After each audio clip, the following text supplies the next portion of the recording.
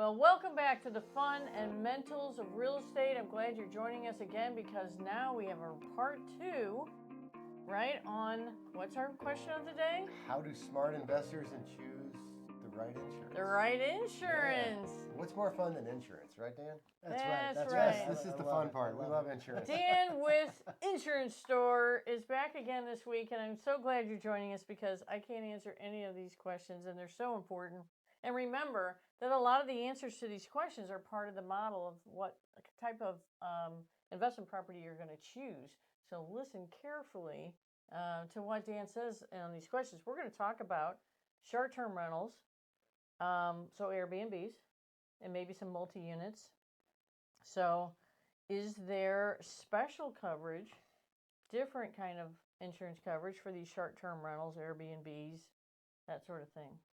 Yeah, so it's funny you bring that up because that's the question people ask. Yeah. And they don't ask it that way. They say instead, "Hey, what if I would ever?" What if I would I don't think I ever? probably would, but maybe. What if? But what if? So you're saying this is a totally different animal to insure then, to what I'm hearing. It's not totally different, but it is an endorsement. It's like you do have to pay attention to it. And as short-term rentals have evolved over time, the insurance companies are looking for how many nights, how many weekends, how many months. You know, tell me about how you do short-term rentals and how often you're personally going to use it. Wow. And so they're getting more into, what is the risk, and we're going to price it accordingly. Wow. So I would see this scenario, Dan, where I bought a house in a resort community, say Branson, and this is my second home. My family's going to go down there, and then, by the way, I may put it into the pool for nightly rentals. Is that going to change my insurance? It is, and it's probably not going to change it much. Okay. So the risk isn't worth the reward of not saying anything and then just doing it. And then I have some people that rented it out and the place burns to the ground. Now the insurance company doesn't want to pay the claim. It might be the cost of a nightly rental or less. Okay, good. So again, just like we said at the beginning of last time, it's better not, don't try and trick the system. But it may not cover it if I didn't get the endorsement. Yes, correct. Yeah, now, is an endorsement the same thing as a rider? Yeah, okay. Endorsement, rider. Okay, great. All right, so there's a special rider for Airbnbs, short-term rentals. Yes. Okay, so you add it on just like you'd add on earthquake or sewer backup. Yes. Yep. There's a lot of riders. Yes, there are. Wow. Some companies just put it in there these days because they're making a specialty just for short-term rentals. However, generally speaking, you do have to add it to it. But you wouldn't assume just because I bought a property, a condo in Branson, that I'm going to use it for short-term rentals, or would you? Yeah, I mean, it's just in the standard question asking thing, hey, what are you going to do with it? Right. Like with wealth building, in my spot, you mentioned how fun insurance is. Well, that's part of the fun of insurance is getting to know people and what they're doing and what their goals are. Important. And those type things. And like the Branson customers, say you do something in Branson, I talk to them and say, hey, did you ever think about short-term rentals? No, I never have. Or I have, but Angie mentioned it to me. Like, what's that about? Why are you guys all talking to me about this? Oh, well, Branson happens to be one of the hottest communities in the United States for short-term rentals. Right. I didn't know that. Why Branson versus Lake of the Ozarks? Because Lake of the Ozarks isn't a 12-month short-term rental. Branson is. Yeah, Branson's got a lot of theaters, a lot of entertainment. And the big, not to mention the lake. Silver Dollar Christmas. City. Yeah. Right, Silver Dollar City. They've got the people don't go to Lake of the Ozarks for Christmas. No, but they do. What they do in Branson. So you get a much better return down there. Yeah. Okay. All right. Fantastic. All right. So does insurance really differ too much for a duplex versus a single family? Not much difference at all. There might be a little economy of scale there because you got two connected. Lower. You share a little bit on the rebuild cost. So instead of having two separate, you've got two together. So the rebuild cost is lower. So your cost per door for insurance is a little bit less. I see. Same thing with a 4-family then? Yes, about a same thing with multifamily? 4-family. And then when you like in our business, when you get above the 4-family, it's commercial. It's a whole different. Is it the same thing with you? Yeah, same thing with us. Yeah. Once you get above 4-family in one building, then it turns into a commercial policy, which for the most part does cost more. Yeah, for the most part. Not tons, but a little bit more. All right. Are there special policies for investors holding 5 or more properties? Yes, there are. So is it harder to get insurance if I have 5 or more, or easier if I have 5 or more? about the same because you can do individual policies or you can do a one policy with 5 different properties on it. Once you get above 15 to 30, certain companies won't let you write a whole bunch of individuals with them anymore. They want one big one. They either want one big one or they just say we don't want that much risk. With From one client. with one client. Mm-hmm. So you may have to go to multiple insurance companies, not just one. Yeah, so some investors we have 20 or 50 properties all around St. Louis, and we talk to them about deductibles and what they want covered and risk tolerance and all that. Mm-hmm. And the big question is when they're close together, you got 50 within a block, and a tornado comes through. What's getting all 50? So location is a big deal as well. Makes a lot of So sense. if they're spread out a little bit more, Mm-hmm. the tornado might not be as big of a factor for that individual investor. I see. But when Okay. they're grouped together close, you got one 12 family Right. that's in the Central West End. That Mm-hmm. could be a $1.5 million problem or more. It certainly can. Now, is there an advantage to getting one policy for 5 rentals versus 5 individuals, or any advantage? Some people like it from an accounting standpoint. They can just put them on, put them off, and Especially if they have those, maybe a commercial loan, it's all under one loan. Yeah, yes, right. yes. If it's an individual property with an individual loan on it, you're probably going to have a specific insurance policy. Correct. Yeah, that's the issue when we put them all in one policy form, and they've got multiple lenders on multiple properties. Right. So if it's one lender, that one usually works out okay. I But see. when it's Multiple lenders. So I've got 5 properties. I got a different lender in each one. That one policy may not work out so well. Correct. I see. And with the escrow and payouts and all the things, it's difficult to do. Okay. All right. Let's talk about one of my favorite topics here, and that's a vacant home. Yes. So I bought a home for investment property. It had not been rented. I'm gonna, paint it, carpet it, do some few things, and then I'm gonna rent it. So right now it's vacant, and it may be vacant for 2-3 months or whatever. Do I need a different policy than when it's going to be occupied? Yes, for sure. So when I run into that situation, everybody thinks they'll be able to clean it up and get it rent ready and have a tenant in it in 2 weeks, 3 weeks, 4 weeks tops. No, doesn't definitely no longer than 4 weeks. And what I found is 90 days is much more realistic, maybe 120 days. And you just get Is a vacant home riskier? It is riskier. And tell me why. Yeah, so there's nobody in and out of it. The neighbors are the ones that are watching your house for you. Maybe, maybe you've got a camera set up or something, but there's not really anybody to stop somebody from going in your house. There's not anybody there to stop to keep your copper in your house. Right, or maybe let's just say, a commode or something it springs a leak, a water heater, pipe right? Or a pipe freezes, freezes or whatever, right? So there's nobody to stop that when it starts. Yes. And then boom. I had a guy one time and I said, just give me an idea. How deep is the water? And he says, I don't know. And I said, well, describe it. He says, well, I don't know because I don't know how high the ceiling is in the basement. Oh, my goodness. Oh man. Yeah. Talk about a flood. I said, how'd you guys discover this? And I said, one of the neighbors called and said there was water pouring out of our basement window. Wow. I did have a vacant once that was bank owned, and they didn't have the guy over there watching it, fixing it up, and there was water literally pouring out the side of the house. And a neighbor called them, and we had to get somebody over there right away and get that water shut off because they had not secured the building. They didn't. When you have a vacant property, turn your water off inside. Yeah. Turn it off. So easy to do. Yes, so easy to do. Knob in the basement, I don't care if it's summertime. Turn your water off because anything can spring a leak at any time. And you're not there. I'm just saying. Okay, so vacancy, is it more expensive, or I just have to make sure I have that policy? You're a perfect customer question asker. Because that's what they ask all the time. Sure. And again, no, it's not more expensive when there's a claim. Like you'll get a check. Right. If you're doing it a different way, you won't get a check. You won't get a check.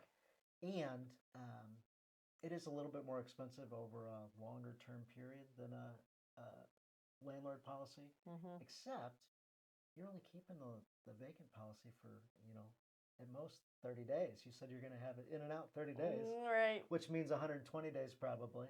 but it's a one-time policy. Like you're moving into something else. It's not Right. an annual renewable with price increases, and Right. so we're talking about $500, Right. $300. Right. And I know when I bought mine, it was vacant, and so I needed time, and we ended up about 3 months having a vacant policy, maybe 3.5 or whatever, and then you switched it over to auto owners insurance, which is not just for cars. Apparently, that's a new thing I found out too. Auto owners insurance actually insures homes. How about that? Anyway, and then you switch it over to an occupied policy, and then when it goes vacant again, I have to let you know, hey, I'm vacant again, until I get it rented again, or I may not have coverage. Correct. Yep. Exactly. Yeah, So so- a lot of people will let people move out, and then they don't do anything for some reason. So they waste a lot of money Right. because they're paying taxes, they're paying utilities, the Right. cost of carrying it without Mm-hmm. receiving rent, Mm-hmm. and then I guess I'll get this thing rented again. 12 months later. Right, and this is why one of my models for my perfect tenant is I would like a 2-year tenant minimum. This is one of the reasons. Right. Because now I'm switching policies around, and it could be more expensive in many ways. Yes. This is just one of them. So, again, these are all great things for your model tenant, your model building. Okay, I'm having a major renovation. I'm going to rehab my kitchen and my baths. Do I need a different insurance? Yes. So the bigger renovation it goes, like a new roof, taking out some foundational walls, Mm-hmm. that requires a builder's risk policy. So it's beyond just the flooring and paint. So I have my vacant policy, and then I Instead- add on. Instead of. No, so builder risk is instead of. Instead of. It's a whole vacant different policy. So I Mhm. don't have two policies. I just go get a builder risk. Correct. Yep. And that's very similar to if I was building a brand Interesting. new home. It's the same type of Same insurance. same type Right. of insurance. Correct. Yep. And is there so I probably want to get that if I'm just putting in new carpet or new countertops, but is there like at what point of this project, how big does the scope have to be before I'd want to get the builder's risk policy? When you're doing a roof, Okay. when you're doing structural for Okay. structural Right. walls, Adding for something sure. on. Mm-hmm. What if And I'm gutting then- kitchens? Just like gutting a kitchen and bath. Depends to the degree. So if Is it price that matters, or they often won't approve it when you're doing a full gut rehab with a kitchen and bath. So sometimes people describe gut rehab, and what they mean is they're swapping a stove out, and Right. putting a new fridge. or Right. maybe they're just changing the cabinetry out, but they're not getting into the studs and the walls and all yeah, those things. yeah. So on that one, it depends a little bit on what Okay. what the true scope Definitely is. the roof. The roof, absolutely. Yeah, the Perfect. vacant companies don't want to have that house covered when it might not have a cover. Right. That makes Call Dan. perfect He'll sense. figure Yeah. it out. So builder risk. That's interesting. All right. We covered loss of rent during repairs. Mhm. Oh, so during repairs or tenant caused damage. So even if the tenant caused it or the tornado caused it, I need that rider for loss of insurance. Mm-hmm. I mean, loss of rent. And then with the renter's insurance, if it's a fire, that one's covered. They may cover What's it. not covered is maintenance issues, so things that just wear out over time. Right. The other thing that's not covered that people call about is like dirty walls, dirty floors. My whole house is super dirty. It's not just dirty; it's My tenants incredibly moved dirty. out and my house is dirty. So what Yeah. kind of and it smells like smoke, Glenn. Trash removal. It smells like Do smoke. I Glenn. get- I smoked in my house. do I get recently. any kind of tenant caused damage? Like, Oh, let's sure, just holes in say the wall it was and- I had a no smoking policy, but they smoked in it, or maybe when moving out they knocked a bunch of holes in the wall or scraped up my beautiful wood floors. Do I get insurance coverage for that? It's probably not covered. So And like the hole in the wall, have had that call quite a bit. no bet. How much does it cost the handyman or the drywall Probably guy? not Yeah. worth the deductible, right? Right, it's not worth the deductible. Yeah, Yeah. So intentional things that the tenant does, vandalism, a lot of times aren't covered. Interesting. Really? However, some things like a hole in the wall could be covered. But Okay. hey, cool, we're going to approve your claim for $72. Yes, that makes sense, It's yeah. not worth it. Right. Okay, let's talk flood insurance. Flood insurance. Do you recommend flood insurance? Obviously, if I'm in a flood zone, but what if I'm close to one or maybe not even in one?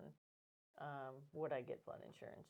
And I assume that's a rider, or is that completely different insurance policy it's at a all? Separate, And separate we touched on insurance that last policy time. The entirely. lender's going to be the one. If you're getting a loan, he's going to make sure it's not in a floodplain. If you're not getting a loan, call somebody and get that. But sometimes that could be too, because we're going to look at how that house sits on the lot. So if it's a backyard and then a big steep hill and the house is up here, and this tiny little corner of that lot is in a floodplain, you may not need it.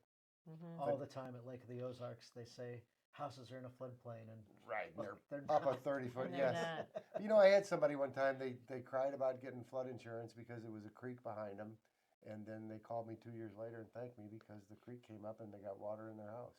So flood insurance maps change. Yes, they they change do often. all the time. Yes. And if you are near any water source like a creek, and you may think it's not a big deal, and there's not water in it most of the year, but during a big flood, all of a sudden now you're in a floodplain because the maps got redrawn. Not so because much there a was big big flood rain. either, a big thunderstorm. You know, you get 4 hours of heavy rain and that creek comes up and your house floods. So if I have a heavy rain and I get water into my house, and it ruins my basement, my finished basement, that's typically really not covered unless I have a flood insurance policy, right? Because it's Correct. groundwater. Mhm. The groundwater is really not covered in any homeowner's insurance policy. Correct. Yes. So if it's groundwater, the term they use is surface water. Surface water isn't covered under house insurance policies. Right. You have to Where get a flood. True Yeah. flood doesn't cover true surface water. You're right. Yeah. It's got to be a bigger affecting multiple houses in a. So there's not geographic really area. much I can get unless I have a sewer backup or something. It's from that source So that I might that's get what we it. talk about is let's pray that That it was from the sewer. Some that of it water was from came the up through sewer. the sewer. Wow. So You know, hopefully the adjuster when he comes out can figure out a way that a lot of right. that water came up through the sewer. Wow. Okay. Don't volunteer that you saw water pouring in through a window. Right. Okay. All right. How about that? I assume that a claim history is it. This is what I'm hearing now. Claim history on the house is following people just as much as maybe the claim history for themselves follows them. So They if both do, if right? the if the Yes. if the present owner has made a roof claim and got a new roof, that can affect or impact my insurance cost of me getting new insurance on the roof when I buy it, even though it's got a new roof. And So if that the I don't person- understand. yes. Maybe you could explain And it if to the me. person But I'm buying it from has had multiple claims, that's going to affect it as well. Yeah. Yeah, that is so yes, I can explain. It's insurance companies and some days they do stuff that just doesn't make any sense to all of us. Right. And that claim for the house that you're buying to me doesn't make any sense at all. Hail claim came through. Great. A lot of people had that. right, Got a new roof. Well, I want to insure new roofs. You get a significant discount for new roofs. right. However, say they had a fire or they had a lightning or they had a pipe burst. Now I got 2 claims on the property you're buying. That's not good. Right. That's where it starts to create problems. Hmm. You know, combined with the fact that these guys, you know, the buyers also had a new roof on their old house, which again doesn't have anything to do with You're starting to new see a house. pattern, though. the new house. But Right. somehow it's Now there's a affecting the pattern. price of insurance It policies. is, right? So, you know, what's one great thing about Danny's an insurance broker, and he has access to many different companies, and he can search around for the best deal. And I think insurance brokers are invaluable when it comes to investment property. Absolutely invaluable. Yeah. So you need to pick his brain and let him search around. And And Figure maybe it look out. into that insurance before you even close on the property or purchase it. In some properties, it's Is that hard for you to do, or do you do that often? I'll usually when it's hey we're looking, Yeah. I'm like here let me give you the things to pay attention Right. for. You Good. know, That would be very helpful. help them make a buying decision. Right. So some of them it's no big deal. Others it's like, hey, there's some red flags. Like you might want to be investigated and learn some more information on these certain things. Right, because it So, could result in an extremely high insurance policy. yeah, yeah. the $100,000 brick house in the city. Right. mhm. And I wouldn't say that discourage you from looking at it because you may No. be able to get a better deal on the house. That's You absolutely maybe get a cheaper price on one with a flat roof. right. Yeah. Just do your due diligence Right. and give Dan a call and figure out what's going on and what it's going to cost. So let's wrap it up with what do investors need to know about insurance in the upcoming year in 2026? So the biggest thing is when you're insuring whatever the risk is, share the information you have. So whatever you know, share it. And Don't then- try and conceal anything. And then the insurance person can help you figure out what is the most, the best policy they have to fit what your needs are. When you conceal something or don't share information, that can create a whole bunch of issues. Yes. You can forget to go back and say, "Oh yeah, I told you about the thing, didn't I?" Right. You might forget that. And you might benefit in the short run from a lower premium, but then you have a claim and you're going to really get And hurt. then you're not covered. Yeah. So that's a big deal. So it sounds like roofs are a big deal. it sounds like if I'm going to rent the property versus maybe using it a little bit myself, I better tell you that. And that short-term rentals are different than a long-term rental, right? And that Yes. vacant Yes, that's my lord. versus occupied is a big deal. I think we touched on a little bit how the property's titled is a big deal. Yes. Ah, no, we didn't really. What's that? So if It's you're a- putting it, you mentioned multiple LLCs. LLC Right, yeah, or multiple is business. how it's titled, So right? Yes, Right. yes. So Try to limit your liability. in that case, I might assume that Mhm. you're putting all of your rental properties in one LLC. Ah, I might assume you're putting all of your rental properties in your individual name. right. Well, the issue is when the adjuster goes to find out who owns that house and finds out that it's a different LLC than what's insured, that can be a problem. Right. Is So there if a you cost bought difference as opposed to a person owner than a business? it, No, then not, LLC. not really. Okay, Yeah, good. there's You just for want the to make most, sure. for the most Because part, we it's go the by the same price. declarations page. You want to make sure that declarations page matches the vesting. Yes, Yeah. yes. And then when the adjuster figures out who owns the house and it matches on Right. the write a check, no problem. Yeah. So sometimes you buy it in your individual name and then you put it in an LLC. You Or better put it call into a insurance. trust. Or a Yeah, trust. because Yes. they're You going to make better that check call- out to the Yes. trust, right? Oh, that's huge. Yeah.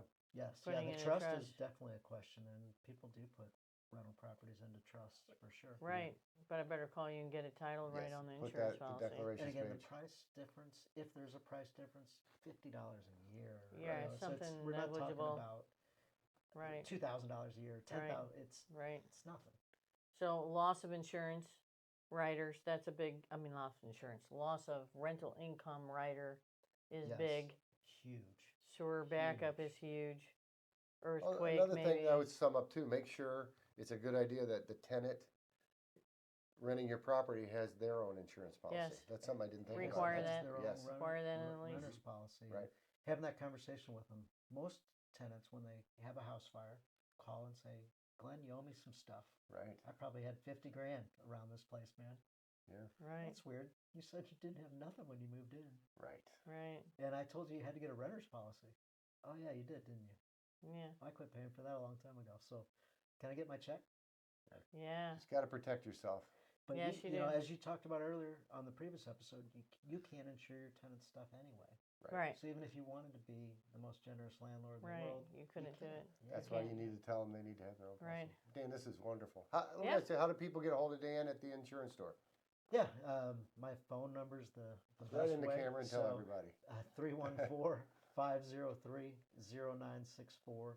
Or Angela's done a great job pronouncing my name. So Luigs is real easy to find me that way too, because almost nobody has that last name. Ooh, Yeah. how about that? So Dan, Thank you we're so so much. excited Yeah, that you this joined us and gave us a heads up on what to look for before we purchase and when we purchase property and on some of the pitfalls there. So appreciate your time. Thanks for joining us this week on our investment series here on the fundamentals of real estate. I'm your host, Angela Dillman, with the Dillman Group at Keller Williams Realty Chesterfield, and this is my wealth building partner. Glenn Calvin at Guild Mortgage. And we're here to help you live your dream lifestyle, Build wealth. live, and leave legacies that matter. Yes, I got them in the right order. If you